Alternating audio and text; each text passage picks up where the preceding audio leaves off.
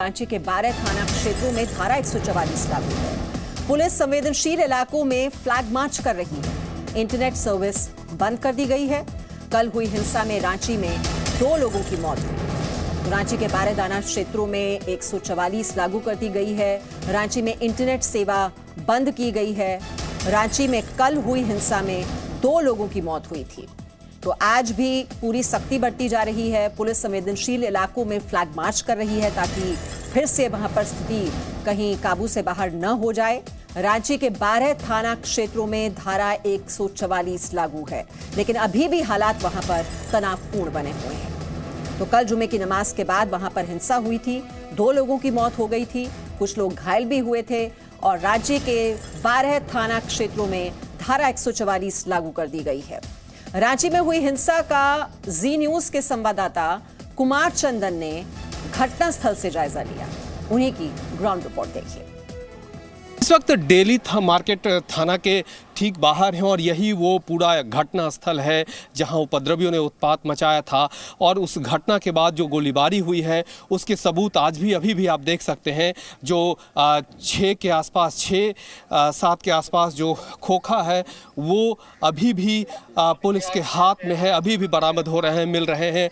और पुलिस जो है ये खोखे को इकट्ठा करके और इसको लेकर जा रही है। तो ये घटना जो है आप देख सकते हैं कि पूरी तरह से ये जो जिस तरह से हिंसक घटना घटी थी और उसमें कह सकते हैं कि हम ये समझने की कोशिश कर रहे हैं कि ये आखिर किसके बुलेट थे, पुलिस के या उपद्रवियों के। जो संभव है कि बहुत हद तक ये जो बुलेट थे वो कहीं ना कहीं उपद्रवियों की तरफ से चलाए गए थे और वही हम यहाँ पे दिखाने की कोशिश कर रहे हैं। डेली मार्केट थाना में भी बड़ी संख्या में पुलिस बल के जवान यहाँ मौजूद हैं और घटनास्थल पर से अभी भी जो खोखे हैं वो बरामद किए जा रहे हैं। अपने सहयोगी कैमरा पर्सन राहुल दीक्षित के साथ कुमार चंदन, जी मीडिया, रांची। रांची में हुई हिंसा के बाद जांच के लिए एसआईटी का गठन किया गया है। हिंसा के पीछे लोगों की पहचान की जा रही है। रांची के आईजी अनीश गुप्ता से हमारे संवाददाता मनीष मेहता ने खास बातचीत की। हमारे साथ सीधे अनीश जी है। अनीश जी, सबसे पहला सवाल यह है कि लगातार लोगों के मन में बहुत सारे सवाल हैं इस पूरे घटना को लेकर के, और सबसे इम्पॉर्टेंट बात यह है कि जो लोग इस घटना में शामिल थे, जिन्होंने इस घटना को अंजाम दिया है, उसके खिलाफ क्या कार्रवाई अब तक आप लोगों ने की है? देखिए, इसमें कल जो घटना हुई है उसके साइंटिफिक और प्रॉपर अनुसंधान के लिए एक एसआईटी का गठन किया गया है, जिसका नेतृत्व सिटी एसपी कर रहे हैं।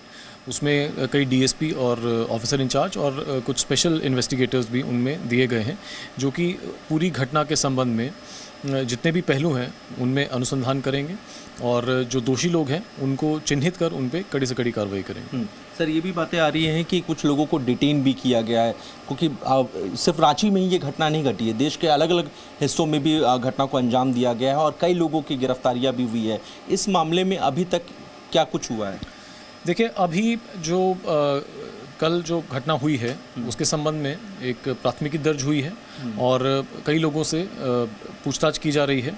और जो हमारे साइंटिफिक एड्स होते हैं इन्वेस्टिगेशन के, चाहे वो सीसीटीवी फुटेज हो, कुछ ड्रोन वगैरह भी तैनात थे, और उसके अलावा जो वीडियोग्राफी की गई है उसको देखकर उस जो दोषी व्यक्ति हैं उनको चिन्हित किया जा रहा है, उनके ऊपर कार्रवाई की जा रही है।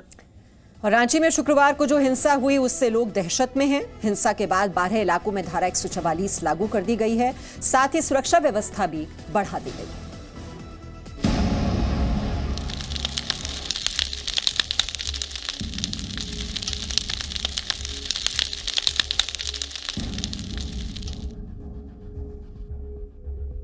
शुक्रवार को जुमे की नमाज के बाद रांची की सड़कों पर कोहराम मचा था।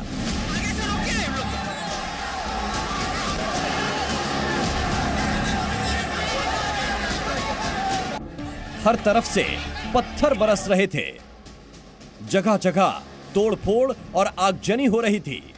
कई घंटों तक चले इस तांडव ने रांची में कानून व्यवस्था की धज्जियां उड़ा दी। हालात इतने बदतर हो गए कि पुलिसकर्मी खुद मदद की गुहार लगा रहे थे। देखिए देखिए, पत्थर चला रहा, देखिए आप इधर आ जाइए, आप इधर आ जाइए, इधर आ जाइए, सर सर पत्थर चल रहा है सर, हमको कमर में लगा, मेरा मोबाइल टूट गया सर, जल्दी से सर दीजिए, अभी पत्थर चला रहा था सर, फोर्स भेज दीजिए सर, फोर्स भेज दीजिए। दंगाइयों की भीड़ इतनी आक्रामक थी कि पुलिस भी दहशत में आ गई और अपने सीनियर अफसरों से जान बचाने के लिए मदद मांगनी पड़ी। शायद पुलिस को भी इस बात का अंदाजा नहीं था कि इस तरह से हिंसा शुरू हो जाएगी। अचानक हजारों लोगों की भीड़ और उनके हाथों में पत्थर देखकर पुलिस कर्मियों के हाथ पांव फूलने लगे। हालात बिगड़ने की आशंका को देखते हुए सुरक्षा के इंतजाम किए गए थे। रैपिड एक्शन फोर्स और इको कंपनी की भी तैनाती की गई थी। ड्रोन कैमरे से भी निगरानी की गई, लेकिन पत्थर बरसा रहे हजारों लोगों के सामने ये इंतजाम भी कम पड़ गए। पुलिसकर्मी की घबराहट की वजह भी साफ समझी जा सकती है। हालात काबू कर रहे SSP, SP city, DSP city, daily market थाना प्रभारी और कुछ अन्य पुलिसकर्मी घायल भी हो गए। सभी से अपील होगा कि कोई ऐसी घटनाओं को अंजाम ना दें जहां वो जुर्म के भागीदारी हैं। रांची में हो रहे बवाल के दौरान बिहार के मंत्री नितिन नवीन पर भी हमला हुआ। बिहार के मंत्री हनुमान मंदिर में दर्शन के लिए गए हुए थे। इस दौरान वो भीड़ में फंस गए। प्रदर्शनकारियों ने नितिन नवीन की गाड़ी में तोड़फोड़ की, जिसके बाद सुरक्षा कर्मियों ने उन्हें मंदिर से बाहर निकाला। इस प्रकार से भीड़ वहां पर इकट्ठा थी और पुलिस का बहुत ही कम व्यवस्था और इतनी बड़ी संख्या में भीड़, तो कहीं न कहीं वो अपने आप में दिख रहा था कि वो असंतुलित भीड़ थी और जिस पर कहीं किसी कोई पाबंदी नहीं थी, कोई कंट्रोल नहीं था प्रशासन का। कई घंटों के बाद जब हालात काबू में आए तो जहां पत्थर चल रहे थे वहां सड़क पर भजन की गूंज सुनाई दी।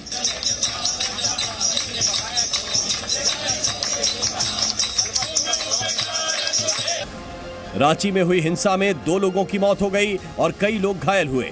फिलहाल रांची में सुरक्षा चाक चौबंद है। सड़कों पर सुरक्षा बल तैनात हैं और जगह जगह पर सुरक्षा बल फ्लैग मार्च निकाल रहे हैं। हालात की गंभीरता को देखते हुए रांची के 12 थाना क्षेत्रों में धारा 144 लागू कर दी गई है। साथ ही इंटरनेट सेवा भी बंद है। इस पूरे इलाके में 144 लगाई गई है। बड़ी संख्या में पुलिस बल के जवान सड़कों पे मौजूद हैं, जगह जगह लगाए गए हैं। इसके अलावा आरएएफ के जवान भी लगातार सुबह से फ्लैग मार्च कर रहे हैं।